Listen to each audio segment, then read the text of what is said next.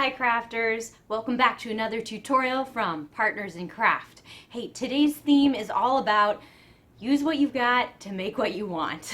And in times of economic unfunness, this is a great thing to do to help get you some clothing pieces that maybe you want for the next season or maybe you need in your wardrobe, but you can't just go out and buy from a regular store. You got to get a little creative. During shelter in place, a lot of us got pretty creative, and one of the things I worked on was closet cleaning.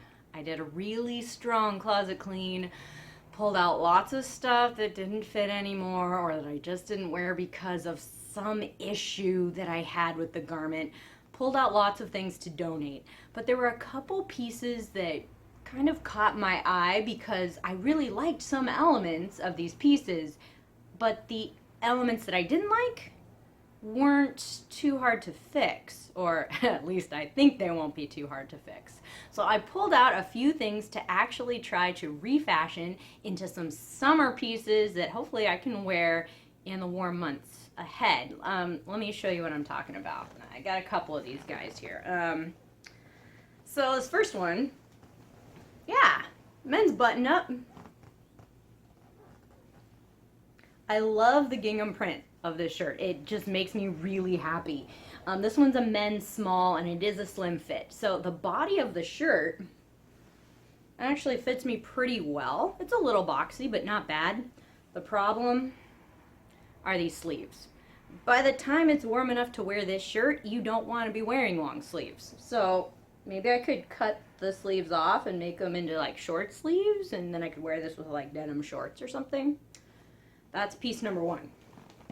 Okay, piece number two. I admit, I love swoopy pants. They're kind of baggy. They're drapey. Problem is, I was asked twice if I was wearing my PJs the last couple times I wore these. So instead of pants, maybe I could cut them off into some like kind of baggy shorts and roll the cuff a little bit. I really like the idea of this. They just don't work as is. So maybe we can work on that. Okay, now I tie-dyed this shirt a while ago, and I love the idea, but for some reason, it's just hard to wear it with anything. It seems like you have to wear it with denim. The lace has always been a little weird for me. I'm not totally sure why it bugs me, but it just feels a little weird. I'm wondering, maybe I could cut off the sleeves totally and turn it into a tank top. Kind of feel like that might fit the tie-dye vibe a little bit better than a 3/4 length shirt. So we'll see about that one. Oh, and here's my last one. This one's our classic LuLaRoe dress. There it is. Now, I love knit dresses. The problem with this one is, see that the fabric starts to flare out into a very distinct A shape, like almost immediately underneath the sleeves. And that is just too much fabric. It doesn't flatter the boobage area on me, and it just doesn't look right, even if I belt it. I'm also not a huge fan of the high-low hem on me. I just don't love it. So I'm thinking maybe I could actually take the side seams in instead of flaring out. I could make them maybe not really form-fitting, because that's not what I'm going for, but maybe a little less of an A, or start out straighter in the torso and flare out. That's my thought. Maybe I could make myself a few summery pieces from my own closet. That's the plan. Wish me luck, you guys. Let's get started. Okay, you guys, I've tried on the garments, and I think I know where I want to cut things off or take things in. I folded my shirt in half so that I can do the same thing to both sides at the same time. And after trying it on, I discovered I kind of want the sleeve to be right about here. But I also made a mark about 3 inches beyond that. If I keep a little extra fabric here, I could roll the extra into kind of a cuff and then sew it down right about here, making a camp shirt. So that's what I'm thinking with this one. Next, we have our fabulous Drapey Pants. And again, I put some pins in place to keep everything in the same orientation. I tried these on and made some markings. I also used a favorite pair of shorts as a template to help make sure I didn't cut these off too short. It's way better to add extra fabric and then have to cut it off later rather than having to have shorts that are too short and you have to add fabric later. So I'm adding a hemline. I think I want the edge of the shorts to be right about here or a little longer. And again, I marked extra fabric down here because I'm going to want to add a cuff around the bottom. So this extra fabric will get rolled up into a cuff. Now that I'm looking at it, I'm thinking I'm probably going to end up cutting off the fabric even a little bit bigger than my markings just to give me a little extra leeway on the shorts. Okay, next, my tie-dye shirt doesn't need too much work, but I did make some markings. I wanted to make sure that I left a little extra fabric beyond the shoulder seam so that I could roll the extra fabric underneath the shoulder seam and stitch that down to give a finished edge. You could leave it raw. It's totally up to you. It's just what I'm going to do. So I measured about 1 inch from the shoulder seams. That's where I'll be cutting this off on each side. Now I'm a little bit concerned that when I try this on, the armhole is going to be too big. If that's the case, I'll probably take in the side seam just a little bit to help raise that armhole. We'll see. I'll try it on and see how it goes. Last but not least, we've got our fabulous dress. Now I folded this in half, but I've made some markings. After trying it on, I discovered I kind of want the dress to be a little straighter in the torso and then eventually flare out to its length. So I've marked that with my fabric marking pen. Lots of pins to try to keep this stretchy fabric in place. Then once I marked that, I kind of just folded over that hem and made markings to match all along on the other side. I'm not going to cut off any fabric from this dress yet. I don't know if this seam is going to be taking in enough fabric or taking in too much. So I'm going to sew along my lines using a really big loose stitch on my machine so I can take it out later if I need to or sew a new one. It's just going to be a bit of experimentation with this dress, and we'll just try it out and take it in until we like it. Let's get sewing, let's get cutting, and we'll see what we can do. Okay, well, progress report on the cutting and the pinning. You can see I've cut the sleeves down on the button up. On this side, I've got the the cuff rolled and pinned. Let me show you how I did that over here. Of course, we've got our lovely little mark up at the top. So I'm going to fold my fabric up until it basically reaches that mark, and then I'm going to fold the whole thing all over again. So we're going to have a doubled up cuff. Let's see if I can kind of do it evenly here on both sides at the same time. Woo! There we go. Ooh, I see my little pen markings showing through a little bit on this side. That tells me I'm getting the edge right about where I want it. I'm just going to put a few pins in here. And I'll do that all the way around to hold it down to make a cuff. And I'll try to make sure that, the back and the front match up. You might end up with a little bit of extra fabric. If so, just kind of try to tuck it to itself up under the arm. Gather it up, pucker it a little bit. It's not going to show too much. That'll be okay. Now once I've pinned this, I'm probably going to take this over to my iron and just kind of iron this down, hold it in place a little bit.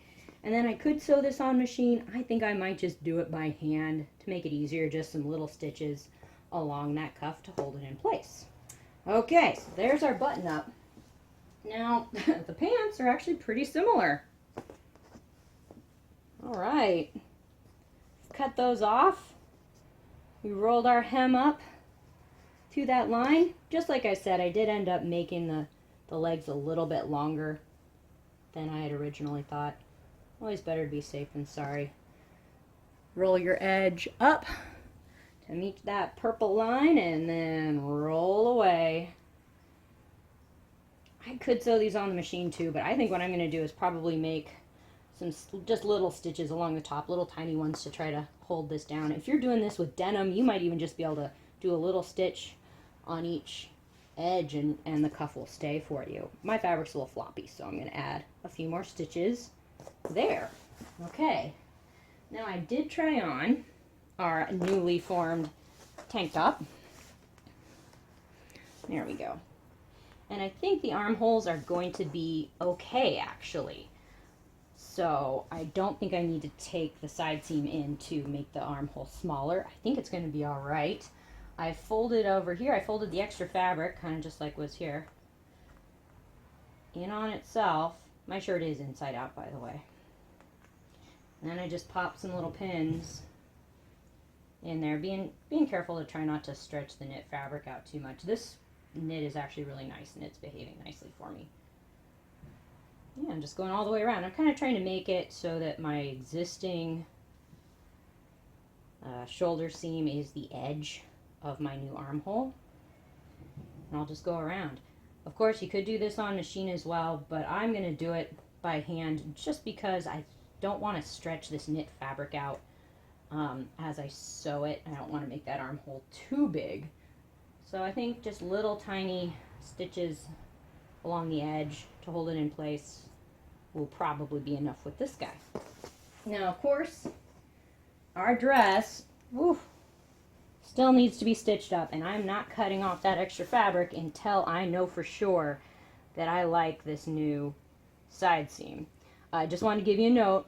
This fabric is super duper stretchy and a little crazy to work with.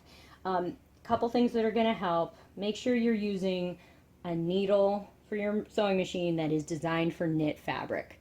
You might think you don't need it. People will tell you it's not that big of a deal. It really helps. Save yourself the agony. Get a knit needle.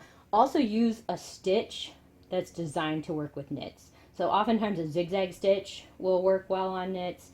Your machine will have its own knit stitches as well. So knit stitch, when I try stitching this side seam for the first time, I'm going to use probably a zigzag, and I'll make it really big, really loose, so that I can take it out again if I need to. If your machine goes crazy with this knit, and mine might, I will also use what they call a walking foot. And that's just a little device that helps your sewing machine feed the knit fabric evenly underneath the stitching needles so that the fabric doesn't stretch as much when you stitch. If I need it, I will show that to you. You can also look those up on YouTube. There's some great tutorials of people using how to use a walking foot on knits, or also tutorials on how to work with knits if they're driving you crazy. Fingers crossed this won't drive me too crazy. We'll see. Okay, off to sewing. Here we go.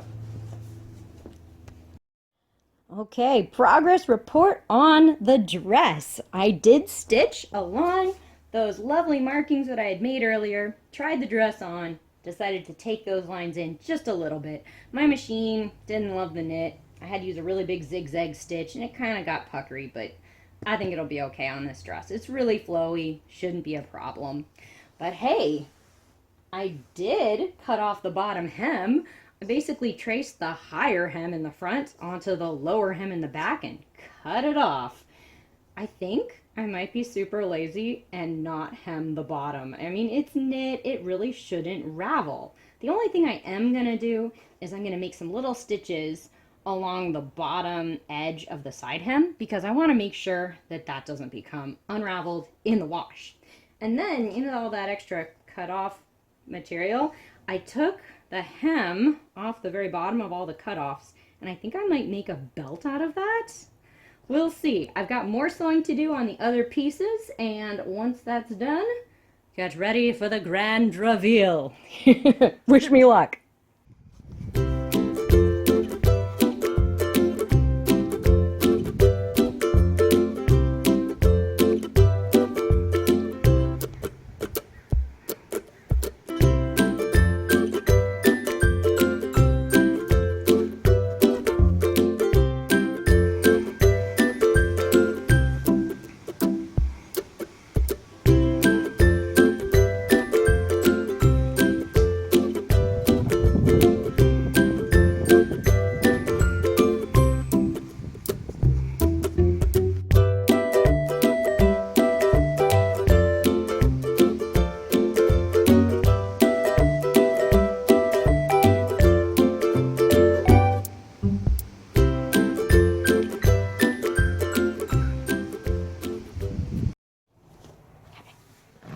Well, there you have it, crafters. Hope you enjoyed this tutorial. Hope you found it a little inspiring.